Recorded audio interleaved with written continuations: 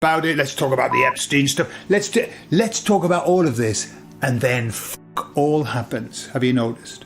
Hello, you gorgeous little darlings and darlets. How are you doing? Today I am talking about current affairs. Yes, I'm going to tell you all about my opinions on what's happening at the moment. And I'm going to share with you my deepest, darkest conspiracy theories. The ones that have no basis in the truth at all. Just what I think. I'll tell you all about it on the other side.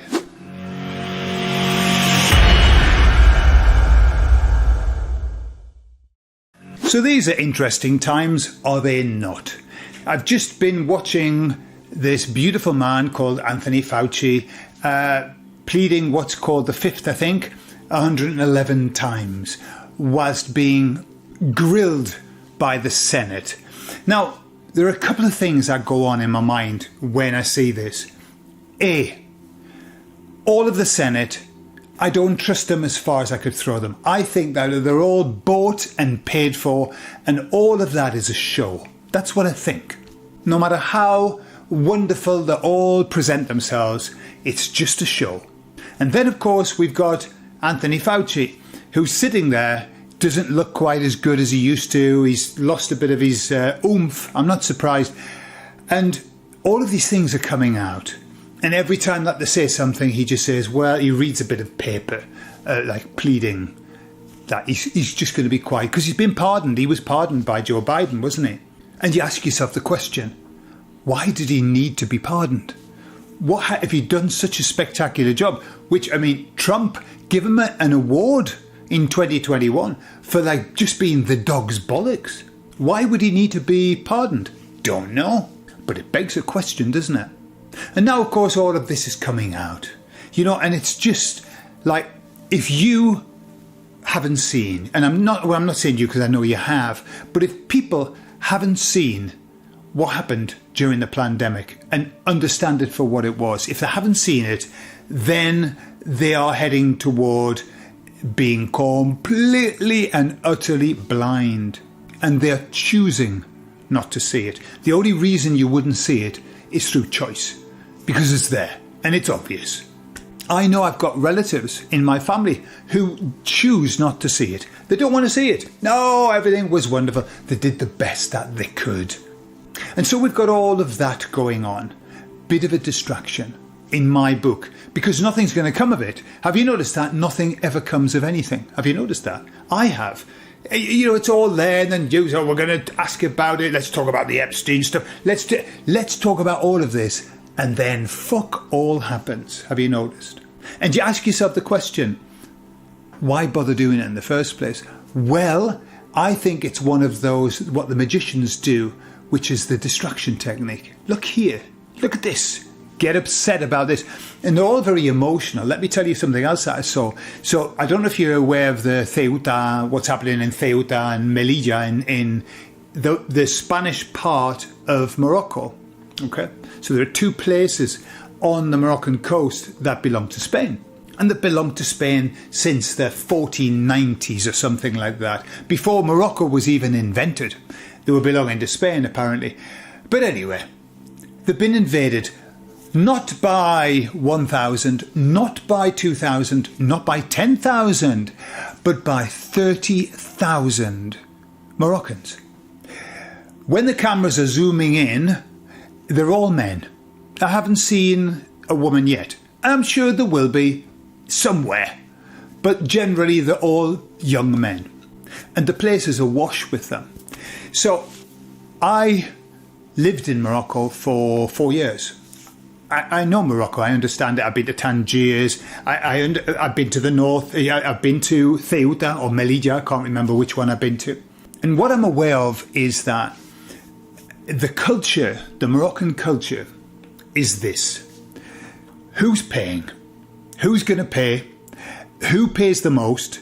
Who am I most scared of? I will do whatever you tell me to do. I've driven up to Tangiers. I've driven up to Melilla. Just vast spaces of wasteland. Like nothing there. There's nothing there. There's the odd town, but there's nothing there. How the fuck do 30,000 people appear in that city. Where do they come from? Well, they've been coming on backs of trucks, backs of lorries, everything. Who's been bringing them? Good question. They don't do anything unless they're being paid. This is not criticism. I like Moroccan culture, but I understand it. It's like, I will do you a favour, but I want something in return. No problem, I'll do you a favour. And so all of these young men have been rounded up. I think some of them come out of prison as well. And they've been sent up there in trucks. Why? Well, there's one theory that those people, because Spain has been anti-Israel and pro-Palestine, that they're being punished. They're being shown that you don't do this. And I think that horrible, horrible man that I can barely bring myself to listen to, Netanyahu, and he's got a lovely little name, Bibi, sounds lovely. No, I can't stand listening to him. He is evil incarnate. That's how I feel when I watch him. It's like evil incarnate. I could be wrong, but I don't think so. And he was saying, anyone who goes against us will be instantly punished. And then suddenly we see all of this. Then I put that there, right? That's there. And, I never profess to know anything about anything. I don't know what that's about. But what I do recognise is a false flag. What I do recognise is something that's designed to whip up the masses. And so I went to post something on X. And whenever I post something, twice a week, I scroll down just to catch up and see what people are chatting about. And all I could see was Spain, immigrants, the same videos over and over and over again. Exactly the same thing. Very emotive, very, look at this is terrible, people talking.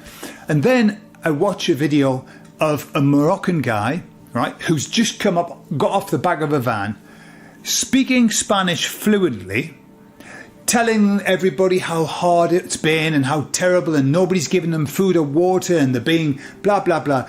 And I thought, well, he's got good Spanish, hasn't he? Isn't it tremendous luck that they've got however many 30,000 Moroccan men there, and they just happen to land on interviewing one who speaks fluent Spanish. With a bit of an accent, I'll give him that. He had an accent, of course, he's got to, and he was shouting and everything. And I thought, wow, I wonder how much they're paying him. Crisis actor. You see, it's just unfortunately where we are now. Nothing goes, in my opinion, nothing goes viral by mistake. If you were going to see something in your face over and over and over again, it's not by mistake. All the talk about are data centres. That's not by mistake. That isn't just us saying, oh, we better talk about data centres. That's not by mistake. Flock cameras. Everybody's talking about flock cameras. It's not by mistake. What am I driving at? I'm driving at this. That I don't know why they want us to focus on those things. I don't know if it's for good or if it's for evil. I don't know. But what I am aware of is that they want us to focus on these things. And when I see that they want me to focus on it, I say, well, fuck it. I'm not going to focus on it. And I don't focus on it. I'm just not interested. It's like, why listen to propaganda, which is what it is. It's just propaganda all the time. On another note, what I've seen, and this is something that lifts my spirits, but I could be wrong. It could be another propaganda move. I don't know. You see, we're super paranoid now. I'm super paranoid now. But I listened to the man from Redacted. I listened to another guy called Sean Ryder. I listened to Candace Owen. I listened to a lot of very, very big voices. And what they're saying is the same message, which is everything that we've been told is a lie. Now, I remember, that's like, takes me back 20 years. Because 20 years ago, I watched Lloyd Pye give a presentation called Everything You Know Is a Lie. And he was talking about the beginning of civilization and how everything we've been taught is a load of rubbish. How there is no missing link, how all of the things with the monkeys and all of that was all just invented, how there used to be the big feet and they lived alongside us. I mean, fascinating, definitely worthwhile looking if it's still there. Lloyd Pye, PYE, I think it is, everything you know is a lie, or everything you've been taught is a lie. I heard Michael Tellinger do another programme about everything you know is a lie. Everything you've been told is a lie. I've been saying it for years. And now suddenly I'm hearing very big voices. Candace Owen, everything's fake and gay, right? But when I watched the guy from Redacted, and when I watched Sean Ryder as well, who's a big podcaster, they looked worn out. They looked shattered. They looked weary. And there was loads of huffing and puffing. Now, it could be acting. Of course it could. But I got a sense that, because I know what it's like to arrive at that place, you know, you believe certain things, and then there's a day in which you have to admit to yourself that everything that you know is a pile of shit. And it's heartbreaking. It destroys everything that you believe that you used to be. It's like, who am I? Not just who am I, what is this that I find myself in? And so I'm watching them go through that and relating it to something. So we've recently had the World Cup. I had the misfortune of watching 3 games. Why? Because, it was a big deal here in Spain. My nephew was here, and so we went up to the bar and we watched some games. First of all, just as a general, football is not what it used to be. Football has gone down so much in my estimation compared to what it used to be like. When I was a kid, my dad would take me to Sunderland matches and I'd watch very good football. And I watched that wasn't football. That was acting. That was nancying about. That was prancing about. And that was just kicking people on purpose for no reason other than just to kick them. It was horrible. It was absolutely horrible. But what's come of that is that everybody, even my father-in-law, admits that Argentina was supposed to win. Everything was set up for them to win. Even to the point of the fireworks that they had at the end, which were blue and white, and Spain won, which should have been, there should have been any other colour other than blue and white, but the kind of planned that Argentina was going to win. The referees were on their side. They were disallowing goals and ignoring the worst tackles I've ever seen that didn't even get a card. It was bizarre. So lots of people have seen that. And what are they saying? FIFA is corrupt. I believe Trump got on the phone to FIFA and they disallowed something, or some red card or whatever. They took it away. People have seen that FIFA is corrupt. It's everywhere. Everyone's talking about it. Everyone hates Argentina now, and the Argentinian football. I mean, they've lost a lot of brownie points. But the great news about that is that a lot of people follow football. And what happens? This is the step. We know it. You say, FIFA is corrupt. FIFA is totally corrupt. And you're disappointed, you're very sad, you're very angry. And then your mind goes like this. And if FIFA's corrupt, what other establishments might be corrupt as well? Door open, you just need to walk through. And this is the beautiful thing that's happening at the moment. It doesn't matter whether it's politics, whether it's medicine, whether it's sport, it doesn't matter what. When you discover that one big motherfucking establishment is corrupt, then you've got to say to yourself, what else is corrupt? My awakening was 9/11. If that was an inside job, what else did they lie to us about? What else did our government lie to us about? And so this is just, we're in this beautiful time. People are watching a guy in Redacted saying, what do you mean everything's a lie? I'll prove you wrong. And then they go out to prove you wrong and they find out that he's right. People listening to Flat Earth Dave saying, what are you talking about? That's ridiculous. Let me go and prove you wrong. And then they go out and they go, actually, there's something seriously awry here. It's just like that. You know, we're not going to find the truth. This is the beautiful thing about it. And this is something we have to keep in mind. What we're going to find is what's not true. And I'll save you loads of time. There's nothing that's true. Don't bother. If you need to prove it to yourself, do one thing. Just find out and go, well, that wasn't true. And then understand, then just domino it out, proliferate it out, and realise that everything is a lie. And that is a hard thing to come to terms with. What do you mean? Everything? Everything. And beyond that, it's not just what we've been told, but it's what we think, what we see, what we believe. Everything is a lie. That's a toughie. And that brings me on to my conspiracy theories. So I am a conspiritualist, and I believe in conspiritualism. I'm very conspiritual. And what that means is that I'm aware that everything is a lie. And I'm also aware that good things are coming. That it's going to be good. It's going to be okay. We are going to be okay. But in my course of learning about stuff, and you know, I remember when I first woke up, it was very easy, just nice and straightforward stuff. You go, yeah, I could put all of that in place. And then as time went on, all of that changed and it started getting very confusing. Very confusing. Just when you thought, you know, I just had, Enki and Enlil, yeah, the Sumerian tablets, yeah, I understand what that is. And then suddenly Tartaria appears. Suddenly the mud floods appear. Suddenly the orphan trains appear. Suddenly you see the onset of all of these horrible, horrible governmental associations and groups that started. You think, they were all bad. What made them all start at the same time? And so I'm going to share with you some of the weird little ideas I've got about stuff.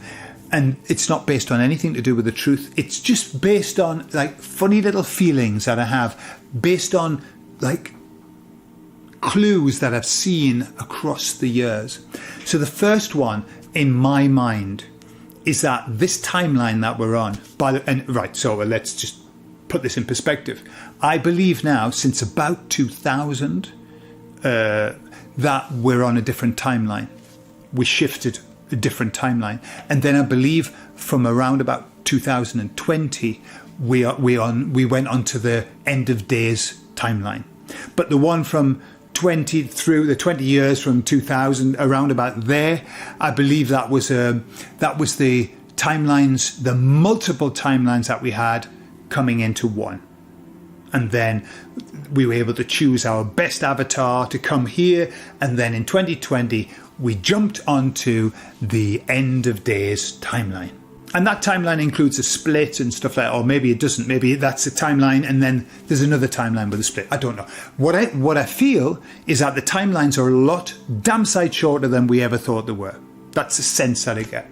But I believe that the main timeline for this particular event, this place that we come down to, started at the back end of the 1800s, mid-1800s, something like that. And I believe that that's where it started. And all the baddies were in place already, and they started to build all of the structures that they would need to turn all the beings that come down, that agree to come here, to turn them away from God. And I believe that that is what we've witnessed across the last century and a bit, and more than that, last 2 centuries, is this decline, this constant decline of humanity, because this is the end of days, the general, the last days timeline. So that's what I think. I think the mud floods and the Tartaria and the reset and all of that, I do think that was just the beginning of the timeline. However they do it, is it magic? I don't know. And I believe that what we see, all the relics from other times, are just like chattel. They're just put there like plonk, like furniture for our timeline. I mean, the emissary said a while ago that it was just to let us know that there are other timelines. But they don't match, they don't make any sense, they don't link up, there's no concordance. But anyway, I believe that's one of my little conspiracy theories of this timeline ain't very long. And the whole purpose is for it to do this until we get to a point where people say, I can't have this anymore. This is too bad. Now we're in the hands of the devil. Yeah? Which effectively this timeline's all about. Another little conspiracy theory that I've got is about Trump. And it's about what's happening. Because if you look at the picture of Trump, what we've had is saviour of something horrible, because it was horrible. It was very clear it was horrible. He came in as a saviour. Everybody placed their faith in him. Like, not just faith. He became an icon. He became a god. Okay. In the first term, hey, it didn't go so well, but hey, he did the best he could. Let's get him back in again. We had Biden, and we were able to see how bad things could get with a socialist, government. And then he came back in. All guns are blazing, signing off those, remember those things that he signed? Those presidential orders, I'm stopping this, I'm stopping that, I'm stopping t'other. I mean, he came in, all guns blazing, everyone was going, wow, it's just like a fresh breath of air. And then everything went to shite. Then everything went to shite. I just heard him the other day saying, you can't get away from the data centres. We need them. We're going to have them. Nobody wants them. Yes, he said, let's have the data centres. He's just approved, and so has the Kennedy man, just approved more of those for the COVID thing, just approved carcinogenic pesticides. Nothing's changed. Because of that, and also, obviously, we're in this war now. He came in promising that he was going to finish the Ukraine thing in a week or 2 weeks or something like that there would be no more wars, blah, blah, blah. And now it's worse than ever. The economy is down the shitter. It's just dreadful. At the same time, all of the people who used to support him, big voices, Candace Owen, Tucker Carlson, all of the big voices, they've all turned against him now, and they speak really badly about him. And lots of people are starting to, there are two camps. One is the faithful, who go, no, trust the plan. No, it really, no, he's really doing a good job. Trust the plan, he's got to do this. Right? Wearing a bit thin, that one now, isn't it? It's wearing a bit thin. It's a bit harder to justify every time. But then we've got the other camp going, no, he's just the same as everybody else. He's just a little puppet for the Zionists. One would think so. I mean, it seems to be very apparent, doesn't it? And so, my little conspiracy, that's not a conspiracy, that's just the facts. My little conspiracy theory is this, that I believe that all of this is just planned. All of this is planned. It was always planned that Trump was going to make a mess. That he was going to have a godlike status and then fall from grace like Icarus flying too close to the sun. And it was always planned that his best friends, Candace was very close to him, Tucker, they were there always side by side, laughing, joking, that they would turn against him on purpose. This is what my little conspiracy, I've got no proof, by the way, no proof, but I think that they've turned against him on purpose. Why? Because when you place all of your faith in a saviour, and then a saviour lets you down so badly, what's left? Well, A, you'll never trust another politician ever. Never. I know I won't. But B, you think, well, if nobody else is going to do it, not even the person who I thought was going to do it, just leaves us, doesn't it? And so my little theory is that this is all done on purpose to make sure that we turn our backs on politics, that we understand that politics is broken. It's almost like Trump is showing us this way is not the way. This will never work. It can never work. Now, is that true? I have no idea. No idea at all. It just seems like extreme, like extremely pro, and then the big voices extremely against. And I watched Trump talk the other day and he was heckled and he was called a PDF file protector. Never been known. You know, people love to listen to him. I mean, he's great. And now he's being heckled. How the mighty have fallen. And I just get the sense that whether it's on purpose or not, in the divine plan, it is.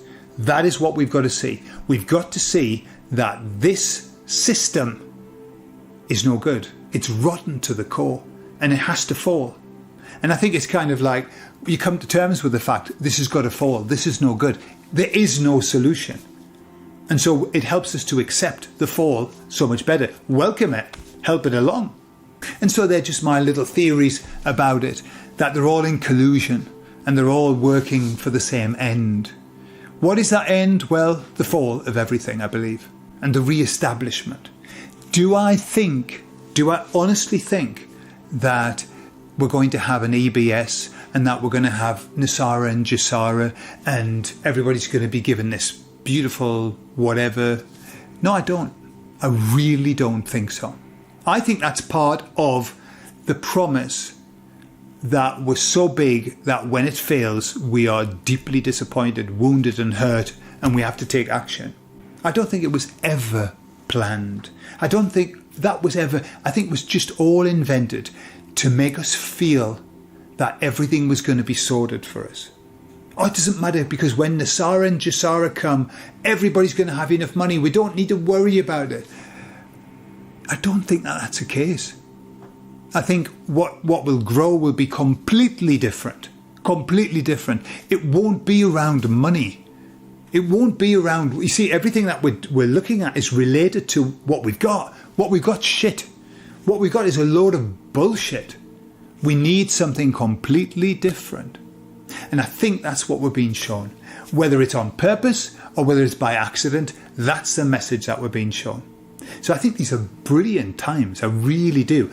Let me know in the comments, do you have any funny little conspiracy theories that are based on nothing except a funny little feeling that you have? I'd love to read them in the comments. Okay, I love you all and I'll speak to you all later. Bye-bye.